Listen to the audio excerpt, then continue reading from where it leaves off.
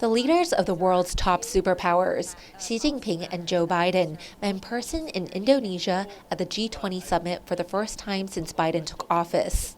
TVBS commentator Wenchi Yu spoke with Brendan Carr, Commissioner of the Federal Communications Commissions of the United States, on information censorship, semiconductor chips, and all things related to information and communications technology with the U.S., China, and Taiwan. Welcome, Commissioner Carr. Oh, it's wonderful to be with you. Thank you so much. Had a wonderful recent visit to Taiwan and look forward to discussing the very key and valuable relationship between the United States and Taiwan. Yeah, you mentioned you were just in Taiwan, and you were the very first FCC commissioner to ever visit the country. Tell us why you went, your findings, and perhaps explain to our audience what your role is at FCC. Well, look, I think a free and independent Taiwan, a democratic Taiwan, is vital to America's own economic interests, to our security interests. And so I think it's incumbent on every official in the US to work to see where, even in small ways like myself, we can deepen the relationship between the US and Taiwan. And I had a virtual meeting a few months ago with then Commissioner Soon of the National Communications Commission, which is the counterpart to the FCC where I work. And then she and others invited me to follow that up with an in-person visit. And as you mentioned, I was the first FCC commissioner to do that. And I thought that was very important. We collaborated on a lot of issues. We do these types of meetings with different countries all over the globe where we meet and we discuss our shared issues, whether it's cybersecurity, network resiliency, 5G, spectrum. And it's always very beneficial to me in my job here at the FCC to hear from my regulatory counterparts abroad. So thank you for setting the precedent. You recently spoke about banning the popular app TikTok.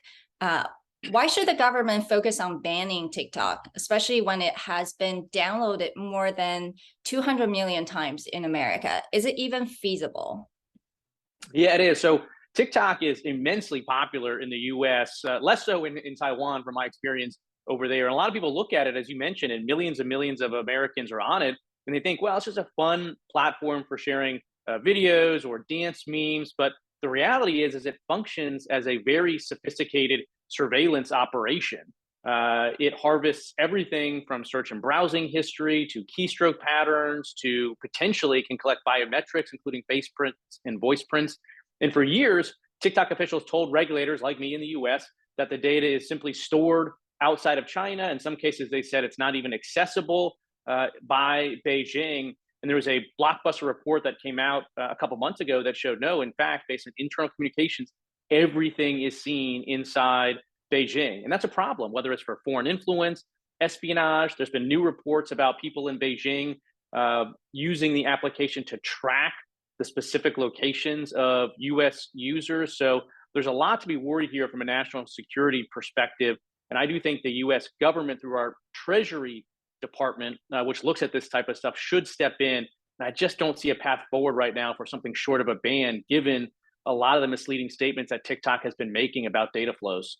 Well, some in the private sector, especially, sort of after the most recent export control policy coming out of the Commerce, some have argued and questioned whether this kind of approach can really be effective, or would it actually compel China to double down, investing in its own technological advantages and be less reliant and more independent more independent in the future?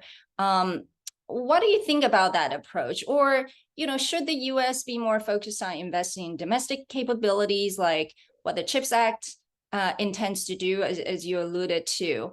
How do we balance the two approaches? It's a good question. When I was in Taiwan a little while ago, I had the opportunity to visit Hsinchu and see a lot of the heartland of Taiwan's semiconductor industry, and these were a lot of concerns that were raised. In my view, at the end of the day, Beijing is going to be working to develop its own independent chip manufacturing capacity, its own independent cloud-based services, its own independent AI operation. And so I think to the extent that we can, cut off some of the flows of chips and others to Beijing, I think it's a good thing, because at the end of the day, Beijing is already working to stand up its own parallel system here. And I'm not sure why we should be aiding them and accelerating that transition. But to your point, we also need to be diversifying and investing. Right now, 90% of the world's advanced semiconductors are produced right there in Taiwan. And I think that's a good thing. I think the work that Taiwan's doing right now is irreplaceable in terms of the ICT supply sector. There's some diversification going on. TSMC is opening up increasingly advanced operations actually in Phoenix and Arizona in the US. And I view that all, though, as complementary to the job that's taking place right there on the island. Carr said that Beijing has been engaged pretty deeply in an effort to infiltrate a lot of the standard-setting bodies across the globe. And from the U.S.'s perspective, it is potentially dangerous. So the U.S. has a job to call that out. Jennifer Jie, TVBS World Taiwan. Taiwan also during presidential elections faced a lot of sort of